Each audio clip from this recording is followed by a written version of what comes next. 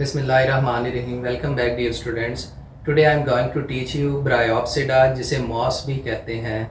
आम जुबान के अंदर इस मॉस को काई भी कहते हैं, जो आपको वाटर टैंक के नीचे या जो वेट प्लेसेस हैं वहाँ पर ग्रीनिश ग्रीनिश मैट की फॉर्म में नज़र आती है। अगर हम ब्रायोप्सिडा या मॉस की बात करें तो इसका habitat moist dam shady places है, यानी गीली जगह पर, सायादार जगह पर और ऐसी जगह जहाँ पर नमी पाई जाती है वहाँ पर ये एग्जिस्ट करते हैं या ग्रो करते हैं। अब ये इससे पिछला जो हमने पढ़ा था हेपेटिकॉप्सिडा, उससे थोड़े से एडवांस्ड हैं, इनमें थोड़ी सी एवोल्यूशन ज़्यादा है।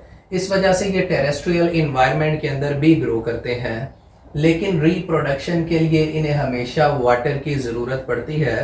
वाटर के बगैर ये रिप्रोड्यूस नहीं करते। ये किसी भी सबस्ट्रेट के ऊपर, चाहे वो सॉइल है चाहे वो रॉक है, वहाँ पर कुशन और मैट की फॉर्म में मौजूद होते हैं, यानी उस सरफेस के साथ साथ एक मैट की तरह, कारपेट की तरह ग्रो करते हैं। डियर स्टूडेंट्स, इनमें अल्टरनेशन ऑफ जनरेशन पाई जाती है, यानी 2n स्पोरोफाइट 1n गेमेटोफाइट बनाएगा, 1n गेमेटोफाइट 2n स्पोरोफाइट बनाएगा। This is called alternation of generation. दो स्पीशीज हम इसमें डिस्कस करेंगे मॉस की। एक फ्यूनेरिया, जिसके अंदर मेल और फीमेल रिप्रोडक्टिव स्ट्रक्चर एक ही प्लांट के ऊपर होते हैं, लेकिन ये डिफरेंट ब्रांचेस के ऊपर हो सकते हैं। और दूसरी पॉलीट्राइकम, जिसके अंदर मेल और female reproductive structure, different branches, different plants, यानी प्लांट भी मुख्तलिफ होगा और ब्रांचेस भी मुख्तलिफ होंगी, वहाँ पर ये पाए जाएंगे।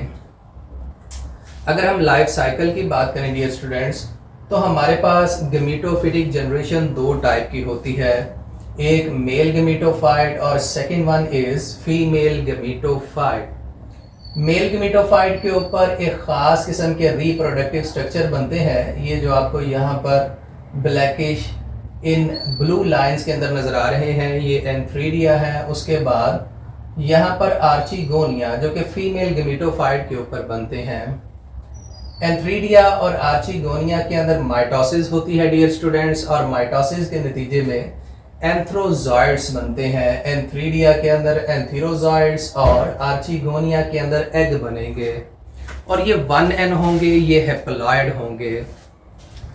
अब जैसे ही ये स्पर्म और एग वाटर की मौजूदगी में फर्टिलाइज करते हैं, यानी इनकी फर्टिलाइजेशन होती है, आपस में फ्यूज करते हैं, तो डियर स्टूडेंट्स इससे जाइगोट बनता है, और जाइगोट आगे एम्ब्रियो बनाता है, जिसे हम डेवलपिंग स्पोरोफाइट कहते हैं। इस डायग्राम के अंदर ये जो रेडिश पार्ट आपको नज़र आ रहा है, ये डेवलपिंग स्पोरोफाइट है। जैसे ही ये आगे डियर स्टूडेंट्स डेवलप करता है, तो इसकी बॉडी हमें यहाँ से लेके यहाँ तक नज़र आती है। ये हमने पूरी जनरेशन ड्रॉ की है, जिसमें गेमेटोफाइट भी है, जिसमें स्पोरोफाइट भी है।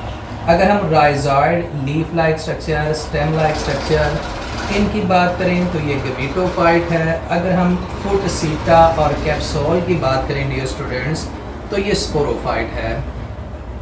स्पोरोफाइट के ऊपर कैप्सूल लाइक स्ट्रक्चर बनता है, इसके इर्द गिर्द मेम्ब्रेनियस कवरिंग होती है। चूँकि पीछे थोड़ा सा शोर था, एक दफ़ा इसे फिर सुन लें।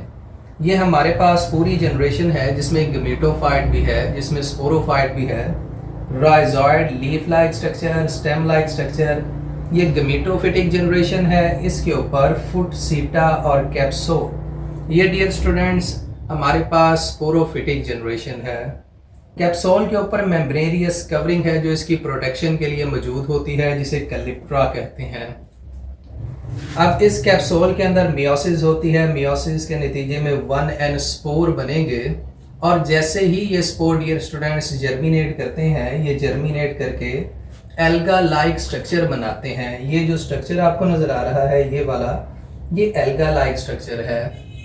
ये जैसे ही ग्रो करता है, ग्रो करने के बाद एक फीमेल गेमेटोफाइट बनाएगा और सेकंड मेल गेमेटोफाइट बनाएगा, और ये स्ट्रक्चर इसी तरह चलता रहेगा, ये साइकिल इसी तरह चलता रहेगा। This is called alternation of generation.